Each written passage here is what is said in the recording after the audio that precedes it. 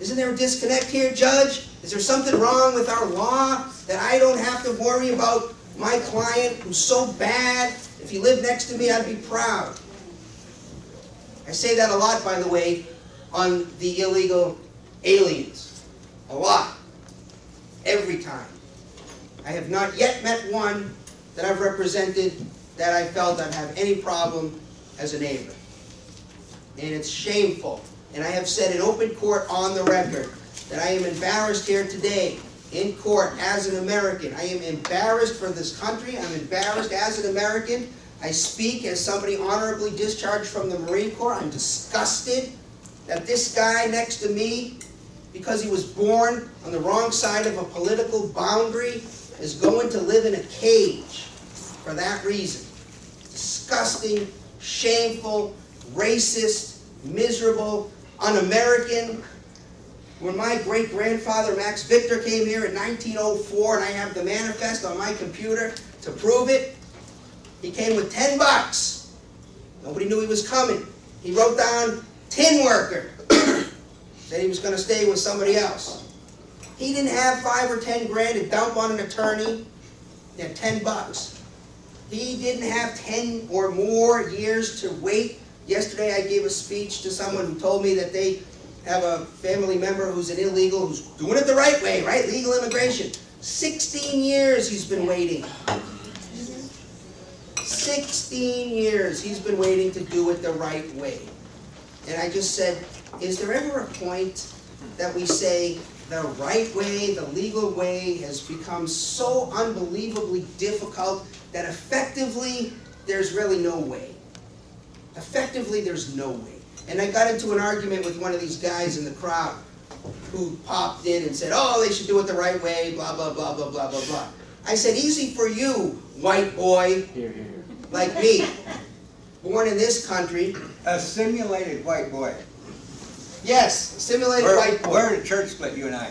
I said, easy for you, white boy, like me, white boy, to make it happen, do it the easy way. Imagine being born in some little villa somewhere where there's no money and there's no jobs, there's no education, you speak crappy Spanish, let alone English. And what do you want to do with your life? You like to start by maybe feeding yourself. Okay? That's the mentality. And you heard about this place where you can come and work some crappy job for crappy wages that nobody else wants, but you can eat.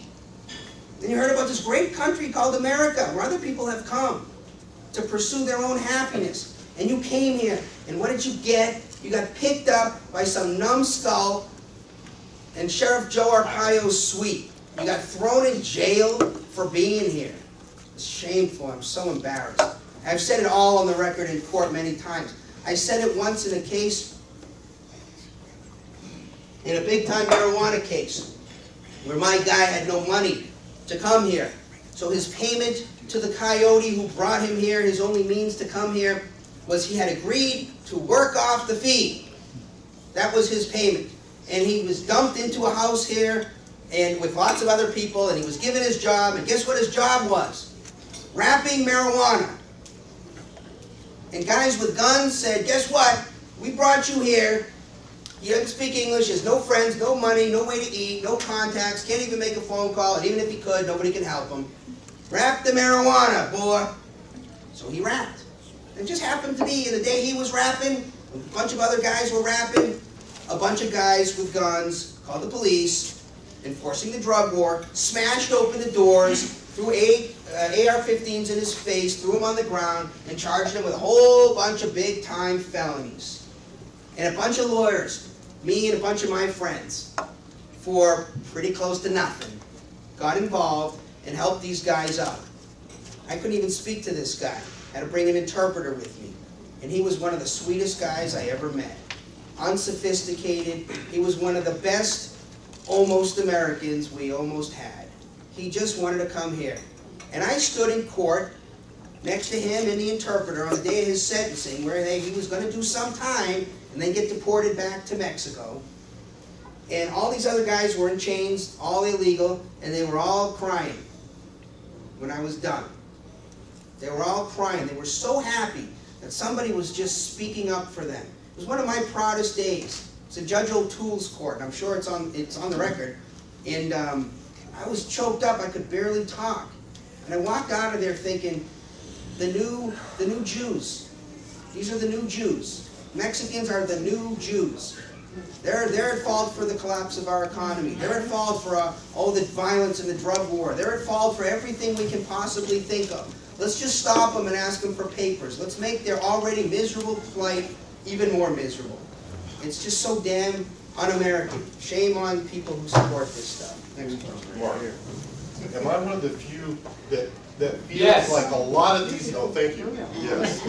That feel like a lot of people that are coming into this country are actually refugees from a war-torn area?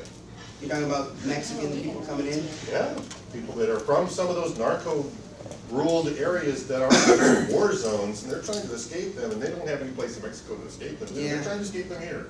Maybe there's an argument there, but to me, you know, when you go to New York and you look at Ellis Island and you see Lady Liberty out there facing outward, talking about give us, you know, you're tired, you're weak, you're poor.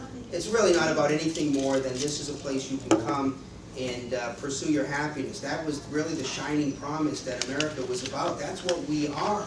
And so to go from that to this place where we're throwing them in jail and deporting them and treating them like garbage. And you know, when it really hits you, I don't know if any of you really have been to Mexico, but I used to go, and when you drive into Mexico and you cross the border, it used to pain me every time to wonder what it would be like to be them. See the SUVs coming through, pulling the boats and the jet skis and all this stuff from that place just north of the border where you can't go, where you're not welcome. And yet they treat us so wonderfully. And I've never had a problem, and I'm just so embarrassed that maybe one of them thinks that I have something to do with discriminating against them, that they can't come north. It's just, to me, it's just un-American, and that's my position on it. And that article that I want to write called Mexicans the New Jews, it's just my title. I have a lot of I wish I had more time to write the thing. Because I think they are the new Jews, by the way. Does being American mean to preserve the American way? Yeah, and that's what I think it means, but I think there needs to be some discussion about what it means to be an American. What is the American way? I mean, some people think the American way is cradle to grave, everybody takes care of you, you know, world's police stuff and all this other stuff. And, you know, to me it was a place you could come, you could do your best, and if you fail, you fail. And if you succeed, then great, you can improve your life. Just as a contrast, almost 20 years ago, I went across the border into Canada to play a gig as a musician for 2 weeks. The club extended us for an extra week. They canceled our job in the States. So we went to Immigration and Customs on a Friday afternoon to renew our work visa and our work permit. They said, we're closing, come back on Monday, we'll renew it. We came back on Monday. They said, you're here illegally, you can't stay. And if you go to work tonight at the club, we will have somebody there to arrest you. And it is $5,000 fine apiece and 2 years in jail. For what? So just putting things in perspective, other countries, and we were there to work, we were there legitimately, and that's how strict Canada is. And then when we had to go all the way down to the border, 4 hours, cross over, get our paperwork redone, go back another 4 hours, and play the next week.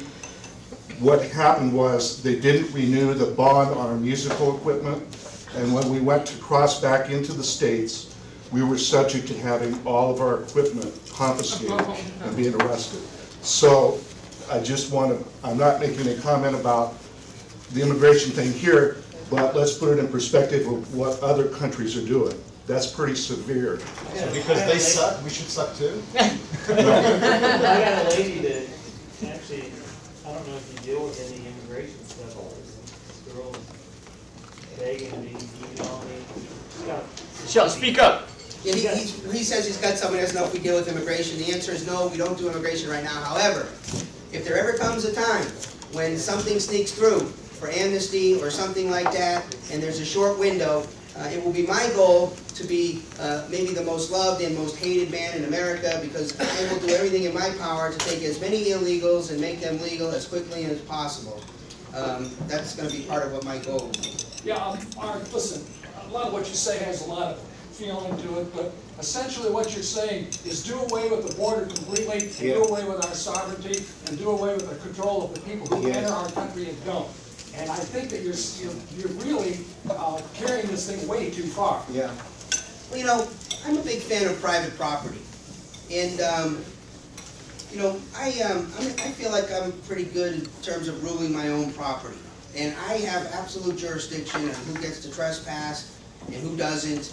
And it seems to me that if we just had way more private property, like maybe all private property, then the private property owner can decide who gets to come in and go across the roads and use the various pieces of property. So that's one answer. Does the private property control the highways and the national forest down there? All private. They have signs up right now to go enter at your own risk? Yeah, it should be all private, and private property ought to be strictly maintained. I am not, there should be nothing in anything I've said to indicate to anybody that I'm in favor of. Carrying your philosophy to its logical conclusion, you're saying let everybody in. Yeah. Well, what I'm saying is, back in the early 1900s and the end of the 1800s, when that's essentially what we did. Yeah, but this isn't the 1800s. No, hold on. I think the rub of the issue is this.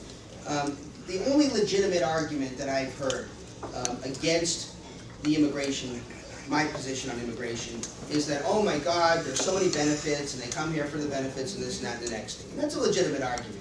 And so I absolutely would take away, I don't think the illegals should get any benefit whatsoever at all.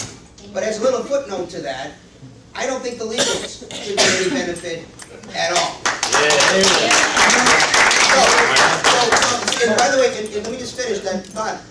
The legals getting benefits is an infinitely bigger problem financially than the illegals getting benefits. But, just to finish that out to its logical conclusion, I'll definitely let you respond, but if we just simply went back to that, then the only reason to come here is to pursue a better life. Just like Max Victor came back in 1904. He didn't come here to get free this or free that or free that. It didn't exist. And for the people who want to come here to work harder, I see no disincentive. I see nothing bad about people coming here, working, buying our goods, and just being good citizens. So I would let that happen ad infinitum. People who want to come here and work hard, no problem at all. And the slugs, if there are some, and there probably are some, who want to come here because they want to get on welfare or something like that, there'd be no incentive for them to come here anymore. Yeah, but Max Victor came here legally.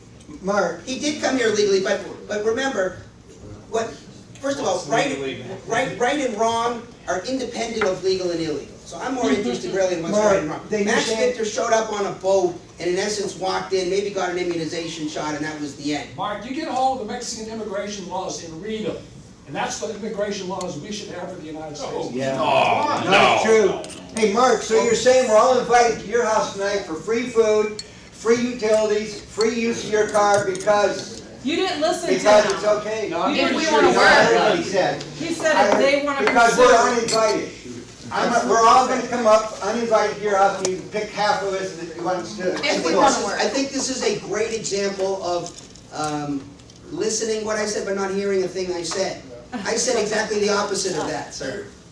My position is exactly the opposite of that. I wouldn't give But anybody... you're saying you're into private property rights. That means you get to decide who and who isn't.